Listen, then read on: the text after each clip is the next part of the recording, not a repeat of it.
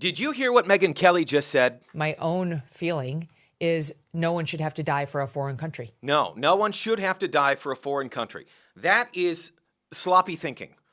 But it's actually more than sloppy. That's dangerous. Because smart people, and Megyn Kelly's a brilliant woman, smart people take other smart people with them. Hey, look, they're just evil. It's not the politics, it's their whole philosophy. It's their whole, where they come from. It's terrible. Where they killed 35,000, I thought it was 32. Now it turns out it's much more than 35,000 people. And in some cases using machine guns with people that have no weapon, and they're being machine gunned, they're being sniped. Let's unpack what Megyn just said. So I want to take you back first to June 6th, 1944. In company with our brave allies and brothers in arms on other fronts, you will bring about the destruction of the German war machine, the elimination of Nazi tyranny over the oppressed peoples of Europe, and security for ourselves in a free world. Yeah, this is the radio broadcast reporting the D-Day invasion had begun. What this footage showing you here, these are American soldiers, boys, really, storming the beaches of Normandy, France. That's what was about to take place. I just want you to see for a moment what they walked into. And security for ourselves in a free world. Your task will not be an easy one. Your enemy is well-trained, well-equipped, and battle-hardened. He will fight savagely. But this is the year 1944. Yep, on that morning, more than 73,000 American soldiers hit the beaches. 2,500 of them died in that battle, one of the bloodiest battles in American history. Another 73,000 Allied forces were killed in the entire Normandy campaign. And let me just say, the average age of the soldiers, these young men, these boys that were storming the beaches, 26 years old. Today, 9,387 Americans are buried in an American cemetery overlooking Omaha Beach. So here's the question. Why did those men die? Who did they die for? Let's use Megyn's logic. I don't think those 4 service members died for the United States. I think they died for Iran or for Israel. Yeah, let's be consistent. Those men then that stormed Normandy, according to Megyn's logic, died for France, died for Europe. General Eisenhower said that American soldiers came to Europe for one reason: to preserve freedom and to make sure Hitler couldn't destroy freedom around the world. Here's a very short clip. This is President Roosevelt on why America had to enter the war. But we well know that we cannot escape danger or the fear of it by crawling into bed and pulling the covers over our heads.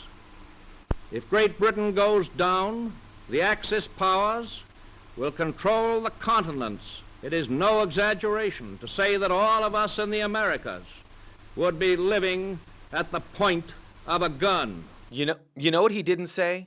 He never said that American troops enlisted to die for France or for Great Britain. Did you hear that? Did you guys hear? I didn't hear him say that. He said, what I heard him say was that America had a vested interest in defeating the Nazis, letting liberty and freedom reign. Now look, I'm not a war hawk. War means sending young men and women in their prime to fight. I get that. And knowing that the consequences, one of the consequences of war is the possibility that young people die. Here's my question.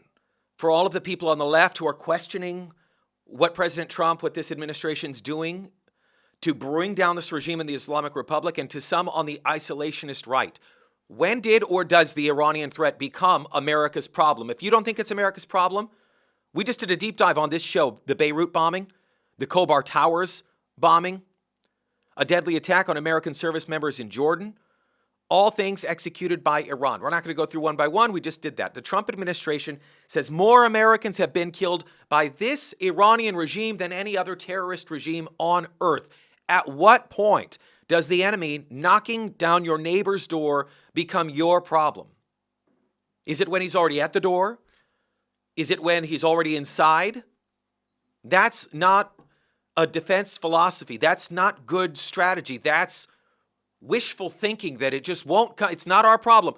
I want you to listen to, this is Secretary of State Marco Rubio justifying, couldn't make it more plainly spoken why we're doing what we're doing.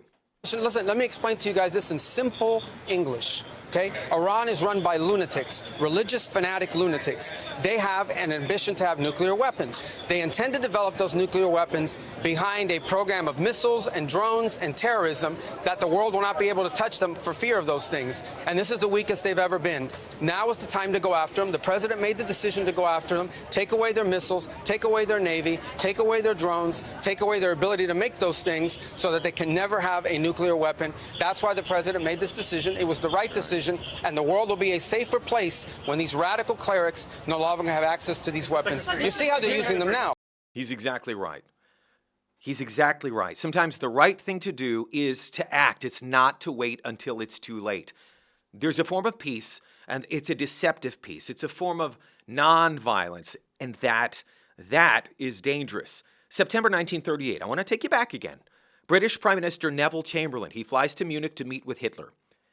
Now, in a meeting there, he signs away a chunk of Czechoslovakia in exchange for, get this, Hitler's written promise that he had no more territorial demands to make in Europe. Chamberlain gets on a plane, he flies home to a cheering crowd. He steps off the plane waving the piece of paper. Listen to this. And here is the paper which bears his name upon it as well as mine.